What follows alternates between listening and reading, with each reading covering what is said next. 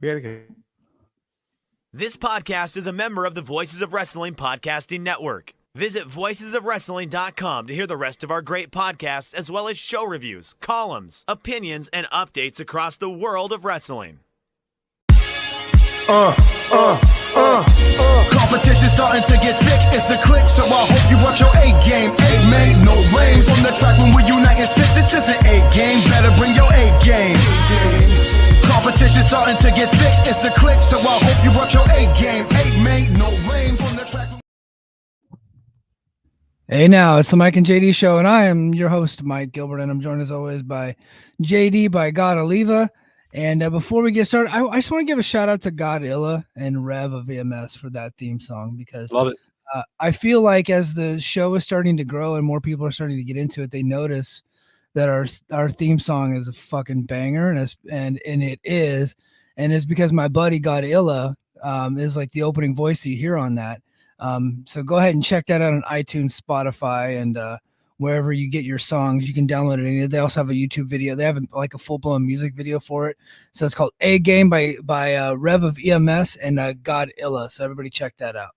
How you doing, JD? Our buddy. Yes, My buddy as well. So I was last week we pitched the idea of me doing like a Dynamite review, and I got Dynamite interrupted last night. I had a conference call for something I'll discuss at a later time. So I had to go back and watch the end of Dynamite, and I got to school this morning and I laid down 35 minutes of audio, and then my co-teacher came in the room to ask me a question, and I answered the question. I felt really good when I answered the question, and then I realized that I deleted 35 minutes of audio that I recorded before school started.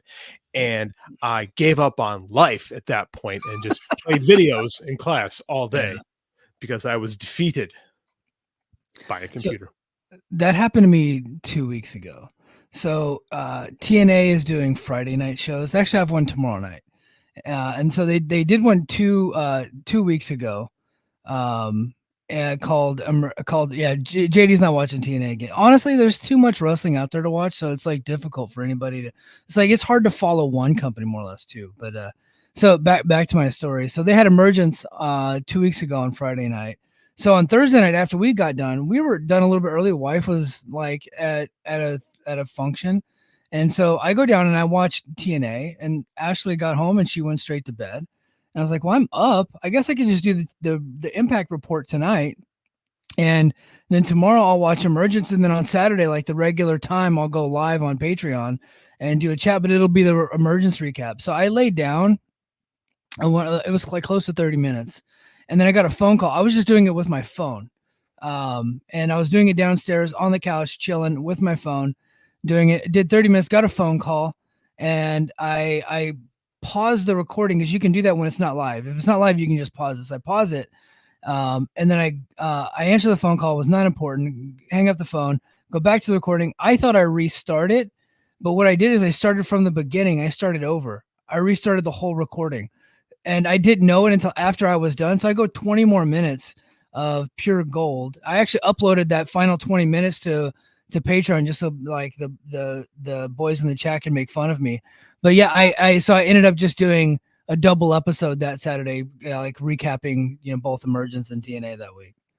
Yeah, I was using QuickTime. I had my microphone and I was recording it in class, and I was just using QuickTime.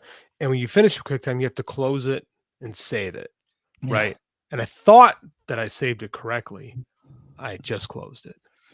So I teach this stuff. Like, this is my literal job, is to educate youth in how to use these programs and stuff. And I failed us, Mike.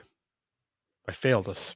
Well, you can always get back on that horse, because the people do want to hear JD's thoughts about Dynamite. I had good ones too. I thought Dynamite was super interesting last night. Like, I thought that it was. I did too, and it wasn't a bad show. No, I thought the angles and the promos were all pretty good. And that's ultimately what wrestling's about. And if you can get the really good matches, you can have that too. But it was weird. And I think the weird part for me was Ricochet. And I don't know why, but he came out and he just felt so unimportant. But I was looking forward to the match of him and Sammy Guevara because I'm like, this is what I wanted from him to come into AEW. Is like, I just want you to do flippy shit. That's it. Just be Ricochet. And he was Ricochet. He really was. But he came out, and for some reason I didn't care. I looked down at my phone, and next thing you know, like 8 minutes goes by, and I look up from my phone, and the match is over. I'm like, oh shit, I missed the whole match. And it wasn't like their fault. I was just like, it's so like I really didn't care about the match. The only thing that compelled me about that television show was, the Moxley promo at the beginning, and then the Moxley Darby confrontation and things like that. The actual, I kind of feel like I'm a casual right now, like one of those WWE nerd casuals. Like, well, the wrestling doesn't really matter. It's about the angles. But I kind of felt that way about the show last night. So I agree. The Ricochet match was with Sammy Guevara, and Sammy, did you hear? Like I tweeted about. I used to live tweet the whole show, but I just don't have the bandwidth to live tweet a whole show anymore. Sammy got no reaction really. Right, and granted, he hasn't been on TV much at all in the last year plus. But I mean, at the same time, like this is a guy that they had real plans for, and he's been suspended 3 times, right? It's years and years of starts and stops with him, and I don't think that's a booking issue. I think it's a Sammy issue, and I think he's limited as a character. I agree. I think that no one has gotten as many chances in that company as Sammy Guevara has gotten, and like, there's no stakes really in the match because did anybody think that Ricochet was going to lose to Sammy Guevara? And Ricochet hasn't found his lane yet as a character on AEW, and that's always been kind of his struggle, is finding his lane as a character. So I mean, like, I think you got to give him a little bit of time. Like we were pretty harsh on Monet when she got here. I think she found her lane as a character and is a pretty good character at this point. Her wrestling's been surprisingly, but I mean, like character wise, I think it's been better as of late. I think Camille helps complete that whole thing. But I thought well, I'm sorry, I didn't mean to cut you off. I just think that Monet is better in doses, like I agree. Small doses. I think that when the longer she's on TV, the less I care.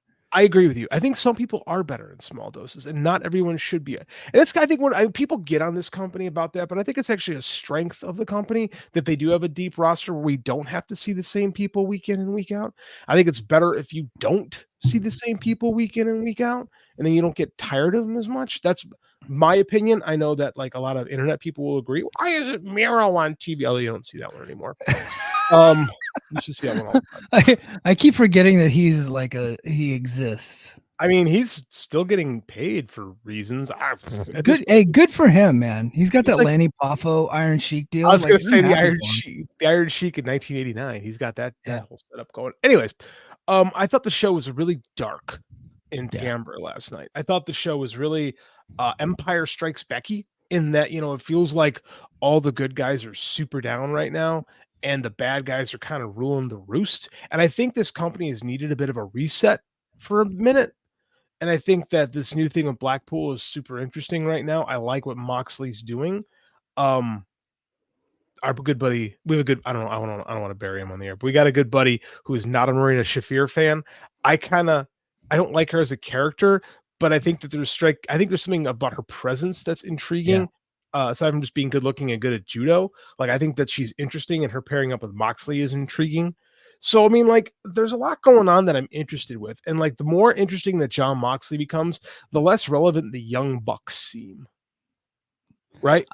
I could not care less about the Young Bucks right now. Me neither. I have no, and I'll be honest, I know that match next week with Kyle Fletcher and Ospreay is going to be really good. It will be. I don't really care. But I am going to watch it. Don't get me wrong. Like, I do think it's going to be a really good match. But I'm just like, just the Young Bucks, I'm like, okay. Here's why I don't care about that match. Is because it's with Will Ospreay and Kyle Fletcher. I feel like it's just a story to further what's going on with Ospreay and Callis. And it has nothing to do with the tag titles. And the tag titles are super cold right now. Like, the Young Bucks have never meant less in professional wrestling. Like, when they made this character change, it was interesting at first, and it's gone nowhere. And like, I think the only person to actually benefit from this new elite thing has been Jack Perry. Like, if for some reason he drives a short bus, so I don't know what that means. But I was wondering why he's driving a bread truck. I don't get it. I mean, it's his thing, and I do think he's really found himself as a character. So I'm interested in that. I don't know, man. I was kind of. it's interesting. I kind of like seeing this right now because like the heels are definitely ruling the company, and like storyline wise, I am intrigued. I think that we're in a cool place. I don't know what happens at Grand Slam with Darby and Moxley. I could see it going either way, but because again, the shows, the pay-per-views at Tacoma, so you think Darby want the shot, but Moxley versus Bryan is probably the money match right now. That is the money match, and so I guess I'm gonna go out on a limb here, and I know I think enough time has passed. He's been on TV 3 times, so I think I can safely say this. I think Heel Moxley is the best character in wrestling right now. I agree. Yeah, after 3 appearances on television, I'm gonna go ahead and just put that out there. But and Adam Page would be like a close second, and I'll be honest, I gotta shout out Jacob Fatu on WWE. He's great. Always been great. I'm glad that everyone is discovering how awesome Jacob Fatu is. Yeah. So, and I don't want to make this like a AEW versus WWE. Like, you guys watching this know, JD and I watch a lot more AEW than like anything else. And then of course I watch a lot of TNA, and then for WWE, I only watch like the big shows and I catch clips. So if I'm leaving out WWE town, you guys can go ahead and, give those guys a shout out too. But from what I've seen, Jacob Fatu was like one of the most interesting people I've seen on television in a while, like for that company. But back to my point. Can I give you a hot take for Jacob Fatu? Go ahead. I think he's the best wrestler with that last name possibly ever. I don't think that you're wrong about that, because you and I have been watching him for years. Mm-hmm. Like we're not new. Like you were covering MLW for a while. I made my name as the MLW writer.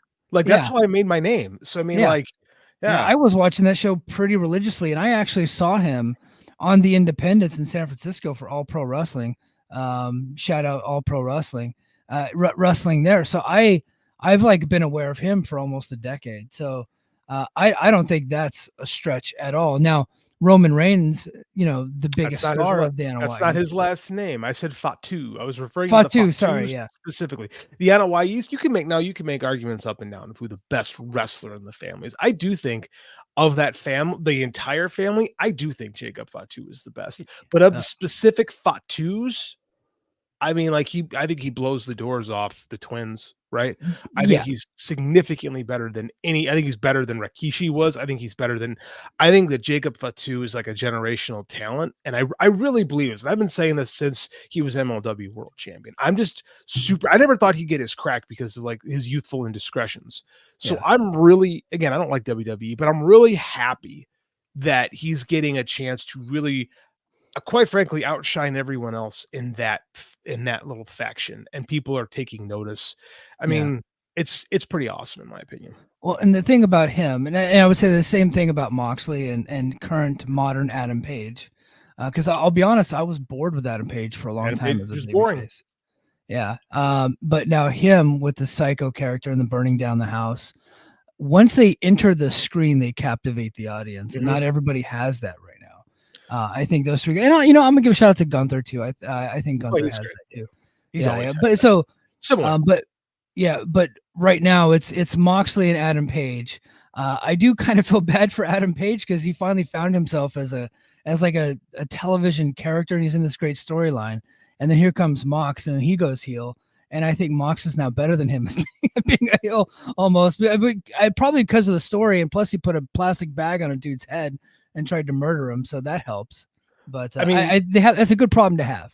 There's a lot of murder. There's a lot of attempted murder going on in AEW right now, which I appreciate as a wrestling fan.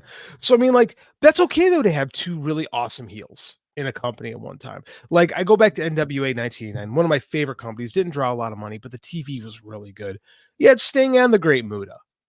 I'm sorry, you had Terry Funk and the Great Muta, right? You had 2 really awesome heels. You also had Lex Luger, who was really finding his role, his like footing as a heel in the NWA at that time. Like, it's good to have really like over heels. And you had Sid Vicious, like it really started to come into his own. Like, that's a good thing. I like having like, I like saying that, man, we got so many of these awesome heels in this company right now. Now, some of the baby faces need to step up. It seems like Bryan and Swerve are going to fade a little bit, which is good. It gives these heels a chance to really shine. You know what I think this company really misses at the moment? Omega. Well, yeah, him too. I mean, like, Yeah, they definitely miss Kenny Omega. I was gonna say Adam Copeland, actually. Yeah, I could see that. Yeah. I think he had done a really good job in a dark period in the company. The early part of this year was a dark period in this company. I think he did a lot to showcase himself as one of the best baby faces. And again, I was very on him coming in. I think that he was able to take his WWE persona and turn it enough to be recognizable, but to find some hooks that worked with this particular audience. And I think he was really starting to get comfortable in that new role before he went too far. Before he went too far with the crazy stuff. So, brother, you're 50. Stop yeah, you doing should that not. stuff. Well, if you're jumping off a cage, land on your chest. Don't Yeah. land on your feet. That's a bad move. Hey, So, what do you think of the issue with Jon Moxley so Jon Moxley and Darby? I thought had a very good in-ring segment. I think Darby yeah. struggles at promos, but yeah, I think he Yeah. did a pretty good job. He's just not a well-spoken guy, and that's okay. He's a quiet kind of like emo guy. So did his mentor. Yeah, Like he really is Sting in a lot of ways. Sting was a shit promo for most of his career. yeah, definitely. So Moxley comes out and tells Darby that Danielson can't compete at Grand Slam. And so now I want to wrestle you at Grand Slam. And if I win, I get to have your title shot. And then immediately after that, he said, give me the title shot.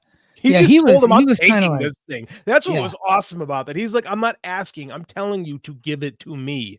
Yeah. Great. It was like, he said it way more badass than the way I'm explaining it. Well, who's as big a badass as Jon Moxley? Come on, I know. Man. That's unfair. He's so great. But then shortly after that, Nigel comes out and challenges Bryan Danielson to a non-title match, of course. And then Tony Khan makes the match. Now they are leaving it out like, hey, he might not show up, but isn't that like just a significant plot hole, or am I know I'm not the only one. I know that other people have been pointing that out too. I want to know what storyteller, fiction writer JD Oliva thinks about that. It is a plot hole. You can work around. Here's the reason why the plot hole exists. They ain't selling enough tickets to justify a match like that for Arthur Ashe. They should not be running the venue. But Tony likes he likes his traditions. So storyline wise, I get it. You got to kick the can down the road. Is it a hole? It could be a hole. Like Bryan, like the way I interpret this is Bryan is not defending the title, so Nigel is trying to make him look bad. And can Bryan show up for this match to begin with when he shouldn't be wrestling at all? Is it a hole? Kinda. It's all going to come down to the day's execution. Yeah. But if he shows, I mean, like, if he's going to be there, shouldn't Darby be getting his match? No, because Darby gave it away. Okay. I mean, they added the loophole before the segment. Is Darby willingly offered up? Now remember, Moxley doesn't. Now here's the key. Moxley doesn't say, I'm challenging you for your spot. Moxley says, I'm taking your spot. And Darby offers will come actually take it from me. Okay. So he just manipulated Darby, who's a dum-dum, into giving up his spot. Again, he is literally Sting's mentor. So he's totally following the path of his mentor. Yeah. Like, Sting was the dumbest babyface of all time. Dumbest babyface of all time. And Darby, it's believable because I love Darby. My son just adores the ground Darby Allin walks on. He's kind of an idiot.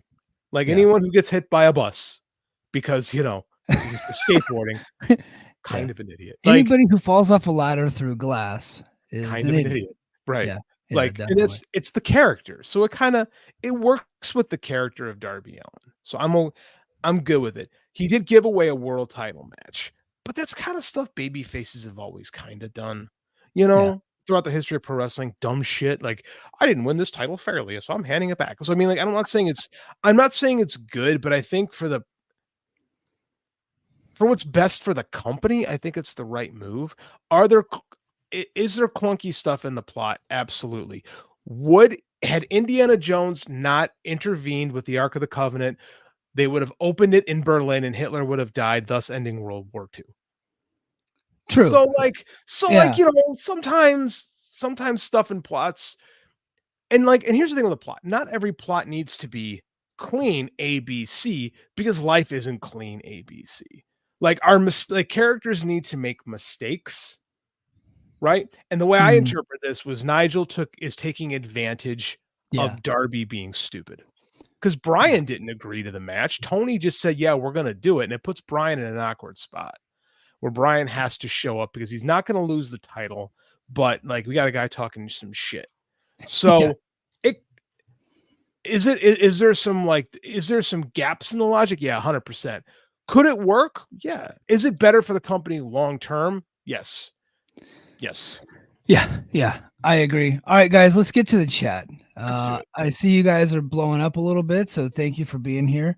We already answered that question. No, JD is not going to be watching TNA. That means I have to watch NXT too. The answer is no. As much as I love Tavion, Tavion Heights, I'm not watching NXT. Yeah, I don't watch NXT. So, yeah. All right. Lee Connell says, I feel like anyone who's recorded a podcast has had it happen. It sucks so effing much. Oh, yeah. Thanks, Lee. You're 100% right. Yeah. Eli Samuel Rosario, my boy, says, what didn't make sense to me is Jon Moxley saying Bryan Danielson. Yeah, we just kind of addressed that.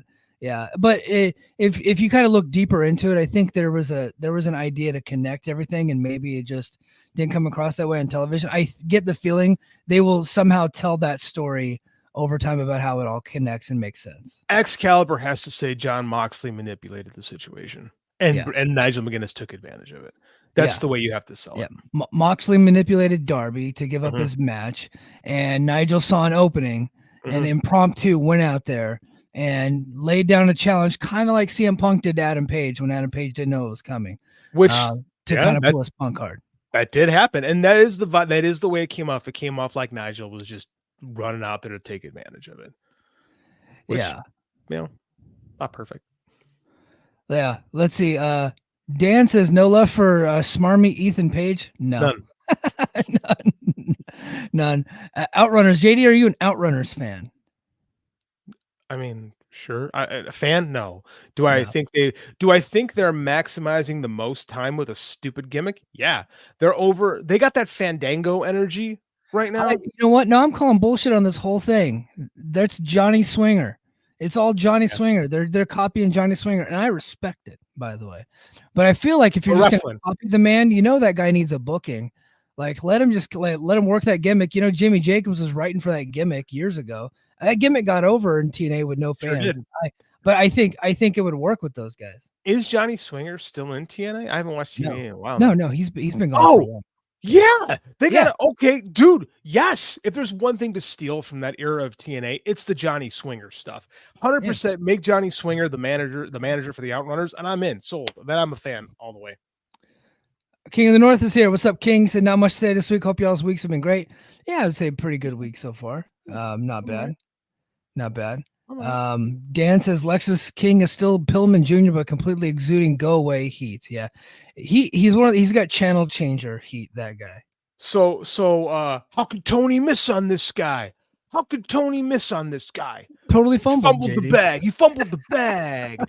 Anyone who talks like that, I just want to kick him right in their fucking taint. Anyone who says he fumbled the bag, shut the fuck up. God damn, talk like an adult. I think right now the only. And I'm talking about both companies, right? I'm talking about both companies. The only guy that I could say that was absolutely fumbled was Swerve in WWE. Yeah, agreed. Because of what happened afterwards, right? And the way he's been able to be himself and become a huge megastar in AEW. I don't think WWE fumbled a lot of the people that went over to AEW because we've seen what's been happening with them. Did they fumble Keith Lee? No. Did they fumble Miro? Absolutely not. No. Did they fumble Andrade? No. Did AEW fumble Andrade? Nope. Is WWE currently fumbling Andrade? Nope. Andrade is fucking Andrade. Mm-hmm. Now, did AEW fumble Jade? Is Jade, because it's been a year, Jade has been the company. Is she a massive game-changing superstar that everybody said she'd be? No, she's in a tag team with Bianca Belair. That tag team's over. I will say that. Like I watched a little bit of Bash in Berlin. Tag team super over. She's a big star, but did AEW fumble her? I don't think so, because I thought they presented her very much like a star and kept her undefeated until the very end. So I don't think that she was fumbled at all. No, and I don't think WWE's fumbling her. I think they signed her to a big contract, and then they realized some of her limitations. Like, oh shit. They're hiding her in a tag team with Bianca, who is a really good professional wrestler. So they're doing their best to try to get her better. But talent matters, man. And I'm not going to say she's Tom McGee, but Yeah. She's just not very fluid in the ring. But you know what? Like, I think when we were talking about Sid 2 weeks ago, and I'm not comparing her charisma to Sid. She doesn't have that, but she has presence, right? She has a great look. And I think that, she could play a role where she doesn't do much in the ring. No, I agree. I don't know why you would have to have her do all those moves. All those moves are stupid. But that's not a game-changing superstar. No. You're a utility player, which is fine, quite frankly. There's nothing wrong with being that. If your role is a beast, you could do well with someone who is a beast, and you can make money with somebody who's like a beast and doesn't have to, do all the moves and slap the leg and kick out at 2.9. You can get away with like them doing like 4 or 5 power moves and pandering to the crowd a little bit and do 7-minute matches. You probably still make money that way. Dude, look at the money that they made with Kevin Nash. Oh wait, never mind. They didn't make any money with Kevin Nash. Hey, Bischoff finally made some money with Nash, but Vince never could. Bischoff did make money with Kevin Nash as a utility player. Yeah. No, wasn't as a booker, that's for goddamn sure. No, it wasn't. Io says that y'all still doing dumb tweets. Jobber Nation finally showed his face. What did he say? I don't follow that guy. I got blocked from him a long time ago. Yeah, I've never interacted with that guy. Sounds like a total clown though. And he says the J word in his name. I hope he's not a girl dad. That can get you in trouble. Everything Perez says Sting helped Flair twice. I was so mad when Flair, Anderson, and Pillman jumped him as a kid. Yeah, 95. I remember 95. that. The 95. The 90 turn was bad, and then he does it again. Like, and then he's teaming with Luger, and everyone's like, Luger a piece of shit, and Sting's like, no man, Luger's cool. And then people suspect Sting, and Luger's like, fuck you, Sting. And then Sting's like, what the fuck, man? I got no friend. Like Sting is dumbest baby face of all time. But But here's the thing: is Sting always sees the good in people. Sting, the character, not Steve Borden, has to believe in the best of humanity, or else if he can't believe in the best of humanity, then he has to go sit up in the rafters and be all gothy. Yeah, which is what happened. Yeah, a lot of people are giving us some other names. Tony Storm, Dean Ambrose is also being fumbled. Ambrose was a really big star there. They made a lot of money with Dean Ambrose. Yeah, I went to a couple of events with Ambrose as world champion, and he was headlining, and the place was packed. So I've talked to many WWE fans who think that Jon Moxley is an abomination, and then Dean Ambrose was like the realness. I'm like, this is what the kids said in class actually, and I'm like, you guys are children, but I mean, there's you can't say they didn't succeed with Jon Moxley and the Shield. The Shield was a game-changing gimmick in that company, and he was a major part of it. So Tony Storm, you could say that. I you know what? I think I agree with that one too. Yeah, I'll give you Tony Storm. They really fucked Tony Storm up. Yeah. Triple H, man. Triple H really fucked over Tony Storm. Yeah, I've heard that. Really fucked her over. Absolutely. We're probably gonna get in trouble now. Okay. AEW. Hurt. Oh wait, hold on. I'm trying to move on, JD. I'm trying not to get a seat. Okay. All right. AEW is set for a major expansion with a new WBD TV deal. Okay, it's Groundhog Day, folks. Groundhog Day. But I do want to say on Sunday, you and I talked when we did our overtime. So everybody go to Patreon, patreon.com/The Mike and JD Show, where we did a special bonus episode for everybody. We did our all out reaction, but we also talked about all the news. And one of the news bits that we dropped, when I think we were one of the first people to drop it on a podcast or on any type of anything, was that AEW was possibly heading over to the Fox family of networks. I think that Andrew Zarian might have said something to Wrestling Observer Live, but it never really got reported until Tuesday because Dave Meltzer on Wrestling Observer Radio talked about it. But here's what he had to say. So I'm not talking about the WBD because that's signed, sealed, delivered. They just haven't made the announcement yet. Ongoing. So we're going to move on from that. But I do want to talk about the Fox deal because that is going. So this is what Dave said.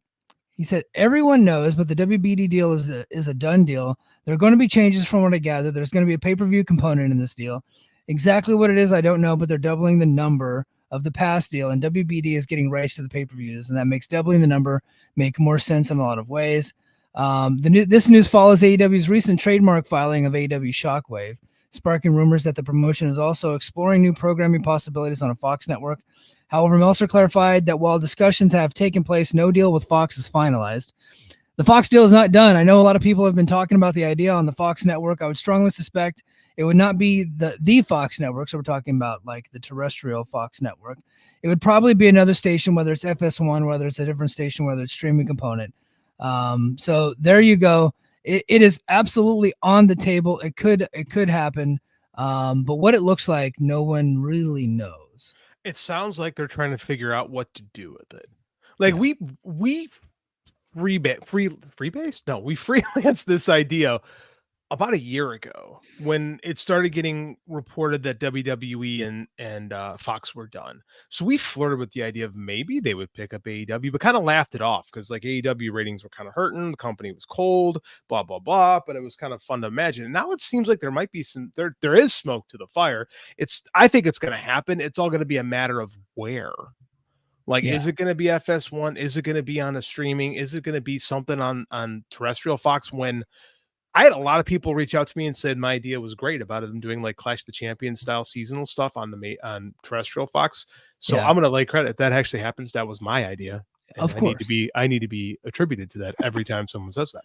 So I think it's so weird because the company is kind of cold right now, but they're exceeding financially. They are like ratings are like flat. You know, they're not like they were up a little bit this week. So you got to give them credit for that. But I would say ratings are flat. Ticket sales, I think they had 2,700 people in a 20,000 seat arena this week. We just got a text from our buddy. Oh gosh, what did he say? I'm not going to repeat it. Oh, okay. Oh yeah. Okay, we're not repeating that one. So yeah. So ticket sales have kind of flattened out. I think Collision last week, going up against SmackDown and NFL, did a TNA on Access number. Come on, who was going to watch that? I mean, it's a useless Collision on top of that too. The night before the pay-per-view. I mean, like they knew what they were getting. Yeah. They should not have moved it to Friday. They should have just kept it on Saturday and just moved it like 2 hours early. Or just not done the show. Or just not done one this week. Yeah. Like why? Like I don't know, but look, the networks are paying for it. They want it, so you got to give it to them. No, I get it. So you have to like eat it. Like we have to understand that like it's not about winning the time slot all the time. It's about making your partner happy. If the partner, hey man, if your partner says, "Hey, I need you to do this, baby, I need you to do this for me," you got to say, "Okay, baby, I take care." I mean, but if they do get a Fox deal, and let's just say that it's a brand new first run programming show. Because I also kind of suspect that this might be kind of like a compilation show, like a best of the week type of deal, kind of a wraparound show, which I think would be fine. We grew up with those shows. What's that? We grew up with shows like that. Yeah, we did. Yeah, and they were in syndication. Sometimes you would get an original match, but really it was just recapping all of the other hours of programming that the company's already had. And I used to watch those shows, especially because if I missed stuff earlier in the week, that was the way I got to catch up. Can I be honest with you? I don't watch Rampage or Collision because life is just hard. If Fox did something like that where I could just catch up on the highlights of that stuff, I would watch that over Collision and the Rampage show that I don't watch right now. I think a wrestling magazine style show is something we haven't seen since the early 90s. And I don't know, maybe it'd be a breath of fresh air. Maybe it would suck. Who knows? I would check it out. Well, and they got two guys on their broadcasting team that have tons of experience hosting those types of shows with Tony Schiavone and Jim Ross. It's true. And they could just, talk about what happened in the week and break down the action and kind of explain the storylines and, fill in the plot holes and do all those things, which, but who knows what it is. But and King of the North had a funny comment. He said, "Why hasn't TNA backdoored this TV deal yet, Mike?" Look, I'm sure they want a TV deal, but you also have to be wanted, and that's the problem. And I think that if FS1 or Fox or whoever picks up a fourth level, like we're talking like D-level programming from AEW instead of your A-level program from TNA, you got to be punching air right now. Now, I don't know that they were even in negotiations. Probably, it's very likely that TNA never even called Fox about a deal. But I would say if that deal isn't done yet, I'm TNA. I'm calling them up and be like, what do we got to do to make this deal happen? I don't think mean, they'll do it. the AEW name is so much more valuable than the TNA name. It is. It is. Am I gonna get Especially even a crucified D-level in show. the chat? I mean, like, that's just real though. Yeah. I mean that's just the reality of where we're at in the landscape. So Yeah. yeah. Oh well. Uh, I mean, like, realistically, I think they could get a TV deal with some smaller network, and I think I've come around to thinking that they will pick up something. I don't know what that is, but I think something. Yeah. He was actually making a joke about a conversation we had previously, and I didn't pick up on it. I'm usually better Oh. than that. Sorry, King. But there was a guy on Twitter that said that he was like serious on Twitter. I think he might be special needs, so I'm not going to make fun of the guy. But he was saying that TNA should just go take the WBD deal from AEW. I'm like, yeah, buddy, that sounds like a good idea. Like it's the Money in the Bank contract they just put Yeah, above the ring. You just got to climb the ladder. Just waltz in there and be like, yo, Zaslav, look, I know you got AEW, but come on. We got Joe Hendry for the time being. I'm going to assume this is either a kid or maybe you're right, where they just don't understand how business works. Like, it's not, this isn't like Christian Cage's AEW title match. You can't just like present yourself and be like, well, this is mine now. Yeah. Like, life doesn't work like that. Yeah. All right, got some more news, and then we'll go ahead and call it a night. AEW eyeing the Hurt Syndicate. Rumors are swirling about the potential introduction of a new faction in AEW called the Hurt Syndicate, with Bobby Lashley, MVP, Shelton Benjamin, and others kind of revamping the Hurt business from WWE. No formal agreement has been reached. It's clear AEW is interested in recreating the Hurt business. I think Ibu even went online and said that creative has been pitched already. So Ibu of Wrestle Purists, and so he's pretty plugged in there. But Dave said that I think that was Sean Rossap. Sorry, it was Sean. Oh, okay. Sean said, I try to give credit to where credit's due. That was from Fightful Select. I think that he said that no agreement has been reached. Yeah. Give me $5. I don't know how I feel about this. I mean, like, it's a WWE retread act. I was a fan of the Hurt business. MVP has got to be pushing 50. Bobby Lashley's is 47, 48. Shelton Benjamin's like 47, 48. And we have all these, probably older, okay. And we have all these young talent that are fighting for a spot on television that we just can't use. I'm just like, I think right now, I would just rather see like those guys get opportunities. I'm a Bobby Lashley fan. I love that guy.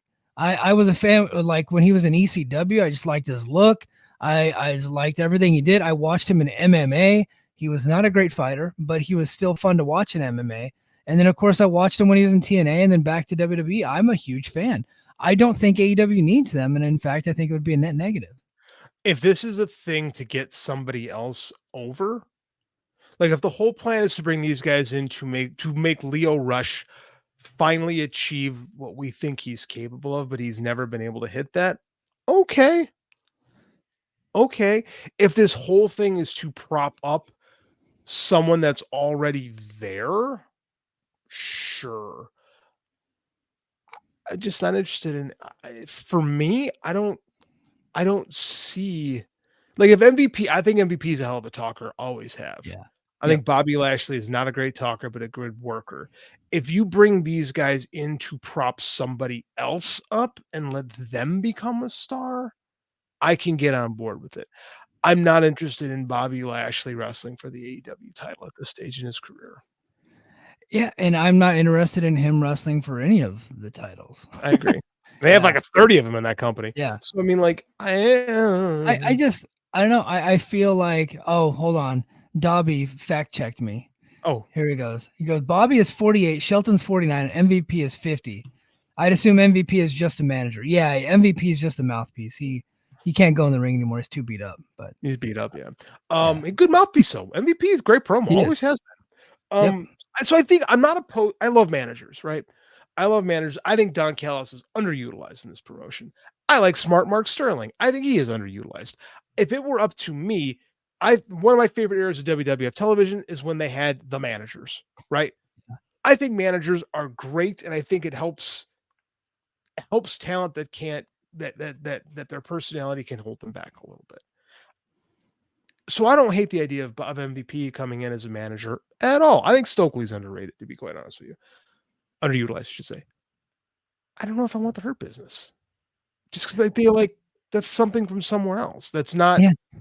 I don't know. It doesn't do anything for me. Yeah. It doesn't do anything for me in AEW. Would it do something for me in TNA? Well, that's different. TNA needs stars. Mm-hmm. TNA needs people that can work the top of the card. Like, so yeah, of course that would. Different. So that does not make me a hypocrite. Like, I just think they would fit better there. Now, TNA might not have the dough to be able to pull that off, but I think that they would fit better there. But yeah, so I don't know. We'll keep monitoring that situation. I got two more stories, and then we'll go back to the chat. Okay, WWE plans to reduce house shows amidst TKO's new direction. The parent company TKO is making some noticeable changes to the company's operations. One of the more significant shifts comes from WWE's decision to scale back on house shows. In a recent appearance on Goldman and Sachs Communicopia and Technology Conference, Mark Shapiro, the TKO president, emphasized that WWE is cutting back on marginally profitable untelevised events. He goes on to say, we're cutting events at WWE. We're taking our low margin, marginally profitable events, untelevised events that Vince put into place to grow the brand. Well, it was 300 events last year and will be roughly 250 this year. Next year, it'll be close to 200. So they're basically really scaling down their house show business and just focusing on television. But when you got so many television shows, it's like, it's not a crazy thing. I think this is something where Tony was a bit of a pioneer. And I think Eric Bischoff 30 years ago had the right idea. I think that in this marketplace, back in the day, you made your money in the house shows. Like Jim Cornette will talk about how you got $50 for working TV, but you got real money for going on a house show. Like you were doing the commercial. The TV was commercials to go to the show. That has changed. That is not the business anymore and hasn't been for a long time. So I know Triple H tried to gaslight us and to say, well, they need to work all these extra days. I can't wait to see what he says if someone has the guts to bring this up to him at a public event, at a scrum, and in 2 years and they're running 100 events, because it's going to keep dwindling. Right. So I agree with this. I mean, why, there's no reason, especially with the style of wrestling that's popular today, that is faster paced, it is more high impact. Guys are working deeper into their careers, right? AJ Styles 47. We just talked about Bobby Lashley 48, right? Dudes work a lot longer with a higher and with more expected from them than they ever have. Yeah. Why expose them? Why put them in the ring for a couple thousand people and have the risk of getting hurt in front of nobody, right? I've always thought house shows. When I was a kid, I hated going to house shows because to me, it felt like it didn't count because it wasn't on TV. And I think a lot of people in our demographic, age-wise, felt that way growing up. That, this isn't on TV, so it's not real. It just, it just feels like an alternate universe kind of deal. Back in the day, it was the opposite. Well, on TV, they never acknowledged the outcomes of the matches. Yeah, that were at the house show, so it just didn't make sense. So it's almost like it's almost like WWE in a way kind of killed interest in the product of the house shows because they didn't, like you said, they never felt like they counted. Yeah. Right. So I think it's a great move for them. Why wouldn't you do that? Why not minimize your risk? King of the North says, seems like they're running from the grind to me. There you go. Which is what they accused Ospreay of. I totally get it. I do think some of the younger talent, benefit from getting a lot of those reps. But you can't really sell tickets if you're not going to put the older talent. Cause I think AJ Styles benefits more from time off and, those guys. Yeah. Dude, do you remember what 47, 48-year-olds looked like when we were in the 90s that were wrestling? They felt ancient. They looked like Iron Mike Sharp. Yeah. I don't even think he was that old. 47 when I was 12 seemed like an ancient human being. And I'm 44 right now. Dude, I remember in 1996 when at Survivor Series, when Jimmy Snuka came out and was the special the mystery partner in one of the Survivor Series 8-man tag matches. He looked like the oldest dude. He looked like the oldest dude on the planet. Mm-hmm. It's so weird to me. Well, I mean, look, we got better nutrition. People take care of their bodies a lot better. HGH drugs is more prevalent, and people are better for you. The heavy drug use isn't the thing anymore. Guys aren't aren't doing tons of blow to stay awake on the road. Do you remember when Superstar Graham had the comeback in 87? Yeah, and he was what, like 40? 42. 40, dude, I'm 41 right now. I'm 44. Yeah. So, dude, it's so weird. You know, it's funny. You brought up the heavy drug usage. Could you imagine what would have happened to like a couple of ECW wrestlers if they had the exact same match as Swerve and Hangman had? They would have overdosed in the hotel room later that night. Our hearts would have exploded. Yeah. Like, yeah, 100%. Because they would have just drowned themselves with somas and booze and cocaine. Just 100%. Yeah. The world, this is, and it's better. Like, people today, like our generation specifically, lives better, cleaner. I don't think that we look the way that people our age looked when we were growing up. Yeah. Right. I'm 44. You're 40. Like, my dad had no concept of nutrition. Ditto. You know, and like, and my parents and like my grandparents, they were drinking Pepsis at like 8 a.m. and like all day, you know, and it was just like fried foods and all kind of like raviolis and like they would just feed you whatever. They had no concept of it. My wife made sure that I had chicken, vegetables, and a carb of some sort, like a low carb, like brown rice, and like it was a well-balanced diet. She made sure my kid had a well-balanced diet. And I'm like, if this were my parents, like they would have just given me like green beans and raviolis and told me to go sit in front of the TV. It's just like where we are as a society. We've learned so much from the failures of the past. Dude, I meal prep every week on Sunday night. I meal prep my lunches. This week I did a rice and I did a fried rice and a peanut sauce, like super high protein. Like I have Icelandic yogurt because it's really high protein for breakfast in the morning with lactose free milk because it's good. Like I blast myself with the protein because it's really healthy for me. Like this is stuff my parents, our parents, I should say, never thought about. And our grandparents, the greatest generation. I just talked about this with my wife. We were on a walk today. I was talking about how that like our grandparents' generation came back from war and like you get this more than anybody, like traumatized and just drank. Like the amount of alcoholism from not the boomers, but the greatest generation was ridiculous. World War II and Vietnam specifically, those two wars really took a toll on those folks. For sure. And like we're just better about stuff. We eat better. We're smarter. We're taking care of ourselves up here. Like, I'm happy. I mean, like, I feel really good at my age. And I know we both work out religiously. Yeah. So, I mean, like, and we're just regular guys. I know. I got accused of having abs a couple weeks ago because I posted a picture and I had to tell him, I was like, brother, I almost passed out holding my breath on that day. I understand. You got to show off those things sometimes, you know. Quick little glance at the gun. Quick little glance at the gun. Not a big one. Yeah. But yeah, I mean that's how it goes. Like, and I'm proud of literally our entire generation. I'm with my kid. Like my kid's not playing soccer, so like we go to the gym. Like I go into the wrestling room and I got him doing pull-ups and we got these rings and he's doing stuff when I'm like trying to teach him young that like, you know, exercise is awesome. You know, and he's like freaking strong for a little kid. Like he's a strong 8-year-old. So I mean, like it's cool. Like this is the stuff that we got to do, and I love seeing it from these wrestlers that like an Adam Copeland, 51, maniac, tried to jump off a cage. He didn't get hurt because he wasn't in shape. He got hurt because he was stupid. Terry Funk was doing that stuff at 51, but he looked like every bit of 51 when he was 71 when he was doing it. But I mean, like, think about too the travel these guys did. They drove across the world, the country in cars, in sedans. Mm-hmm. Like John Cena was the first guy to say, "I'm gonna get a bus." Yeah, that was real smart. It's like, look, rock stars are getting tour buses, so should I. And look at rock stars. Look how old some of these rock stars are. These guys are still on tour. I went and saw Metallica. They're in their 60s. Yeah. They look good. And they're still rocking. Yeah. And they can play because, like, dude, playing a show with that kind of energy, it's exhausting. It takes a lot out of you, you know, and you have to be in shape to do this. So, I mean, like, I do, like, granted, the supplements are the best they've ever been.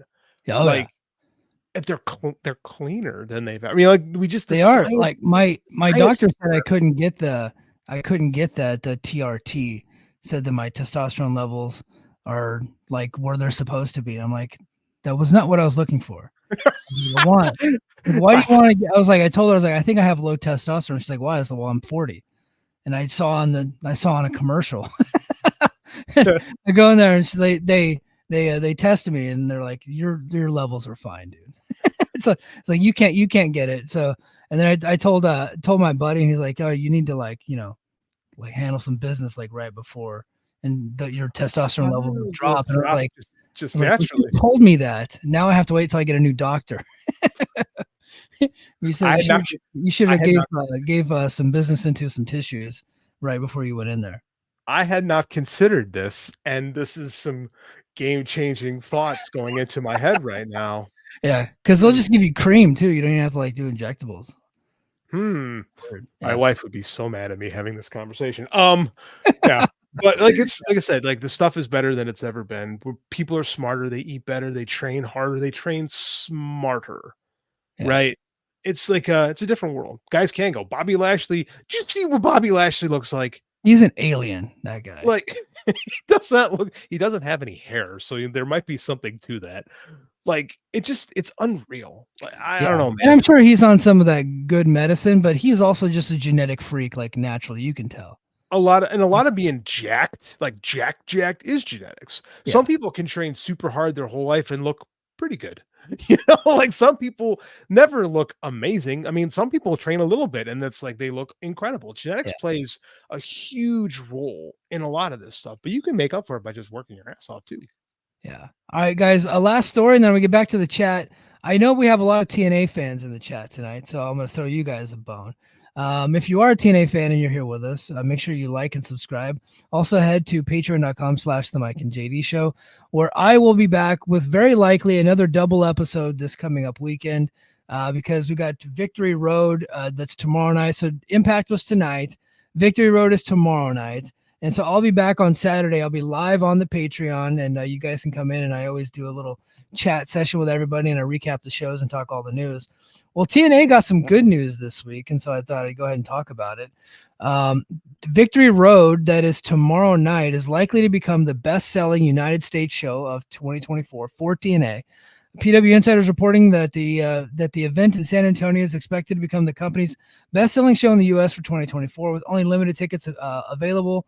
The September 13th show and the following night's TV taping are shaping up to be a massive success.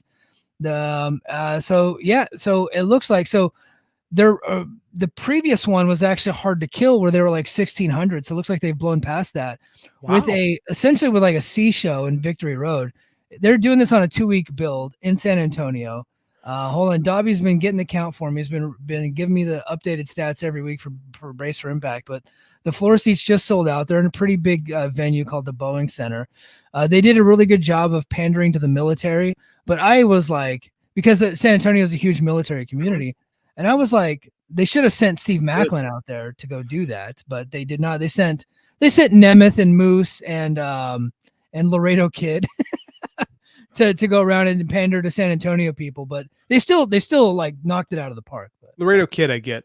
Why wouldn't they send Macklin? Why wouldn't they send a military guy? I mean, it could have been a scheduling thing, but I was like, look, San Antonio, I would say San Antonio and Honolulu, or like Oahu, like this island, the two biggest military communities in the U.S., I would say. It's huge. And so we typically, as you guys have known, every time Macklin loses a match, I get fucking pissed. Every time. But, we take care of our own, right? And so, especially like enlisted guys, and we make up the largest fighting force, enlisted people. We outnumber the officers by quite a bit. So we would have definitely come out to support Macklin. How many do you think they're going to hit? Think they hit 2K? Probably 17, 18 for them. But for TNA, that's pretty damn fucking good. Awesome. Like that's. Yeah. I remember going to TNA shows, Impact shows at the old Skyway studio when it was like 100 people and some chairs. Like they've really for TNA, they're hot. Yeah. Company's hot. Like everything is relative, but for TNA, this is some good crowds for them. They're doing a good job keeping their faithful. And I hated on this. I'll be the first to admit it. The WWE thing is helping them. Can't say it isn't. Yeah, it is. And, people are trying to give credit to old Spooky Chu, Wendy Chu, but most of these tickets were sold before she was announced last night as being a part of it. So the Swink. in the Voices of Wrestling chat calls her Spooky Chew, and I was like, somebody should make a song called Rock and Roll Spooky Chew based off of the Rick Derringer song. And I did it. Oh, good. Oh, you didn't. I did it. Did you have it? Do you want to hear it? Mike, you know the answer to that question. All right. I did do it. This is the debut. You are dangerous with this stuff. I am dangerous. So Honestly, dangerous. I'm probably gonna delete my account after this one. No, you damn well better not. But so I had this idea. I had this like rock and roll hoochie coo rock, that song. But I was like, what if we did the rock and roll spooky chew? The Queen of Nightmares is coming for you. So I started putting that together, and I kind of made a little ditty here. Take a let me crank this up. We need the people to be able to hear this. The sweet team is here. Rock and roll, spooky chew. Dreams will come and haunt you too. Rock and roll, spooky chew. She's the girl of your nightmare. She's coming for you. She's the queen of dreams. You won't stand a chance. Messing with Wendy Chew, you're in a trance.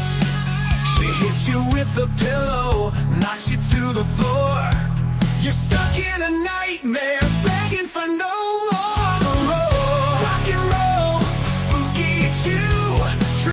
All right, that's enough of that.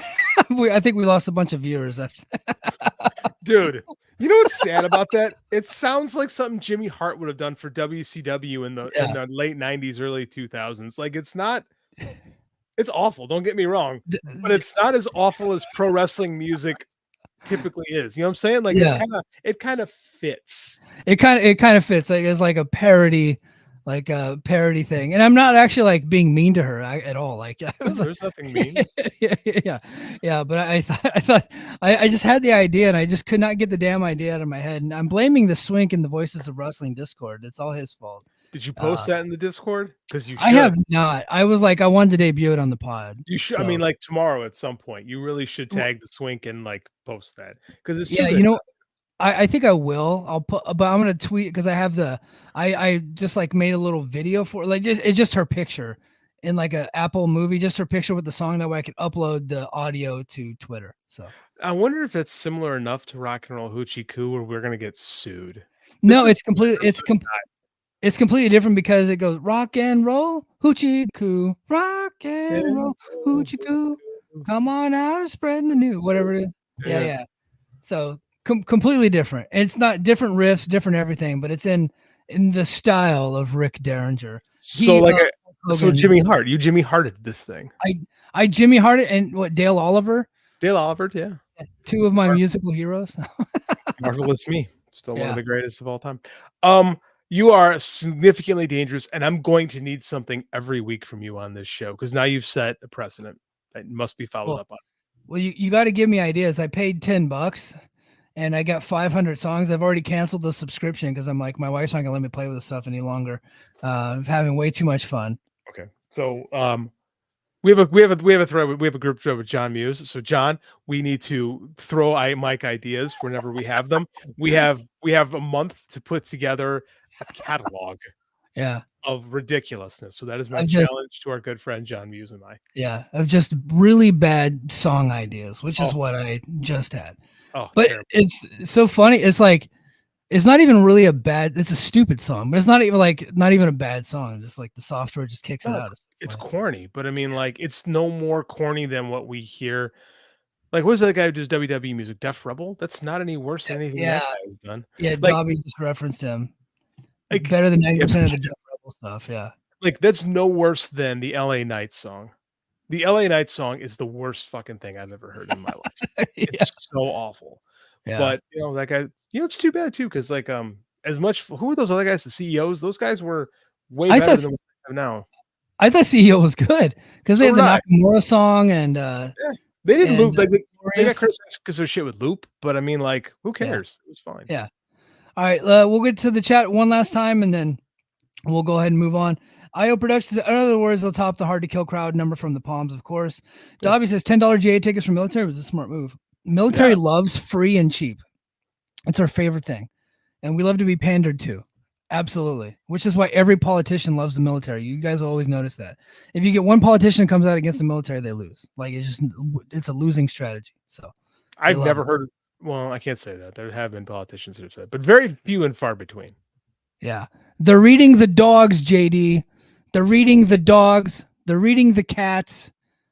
Sorry. I work in a high school, and the fact that my high school kids were like, "This guy's like, can you believe this crap?" I mean, like, it made me feel good for like the future that people were like, "What is this guy talking about?" Yeah, I almost made a "They're eating the dogs" T-shirt.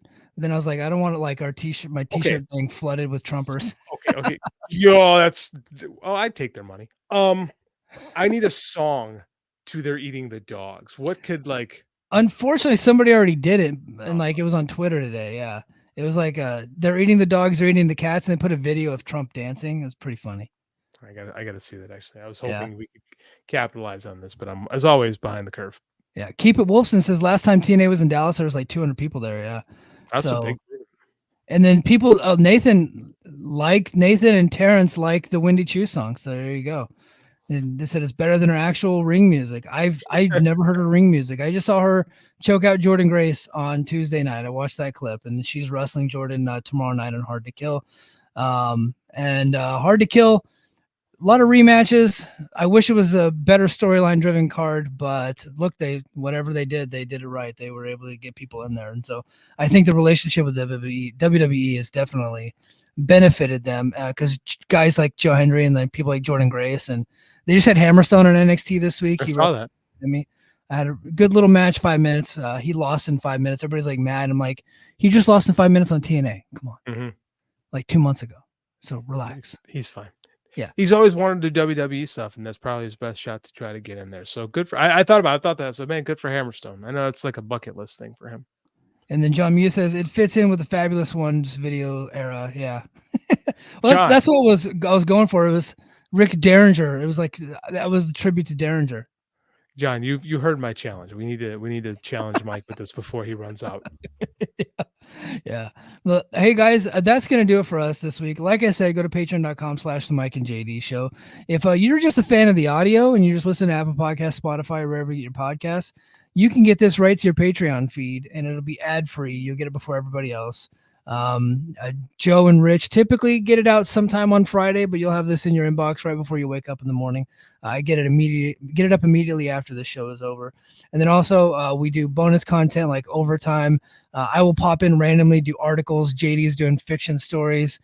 We got all kinds of stuff like that. And then of course, if you're a TNA fan, our Patreon is probably the best place to be because I don't think anybody really covers in audio form TNA the way that I do on Saturday mornings. I got my man Darby the Brain Heenan coming up with statistical analysis of their ticket sales, get people contributing to the show all the time. And so, come on, be a part of the party. Go to patreon.com/the Mike and JD Show. And that is going to do it for us this week. And until next time, mahalo. Competition starting to get thick, it's the click, so I hope you work your A game. Ain't made no lanes on the track when we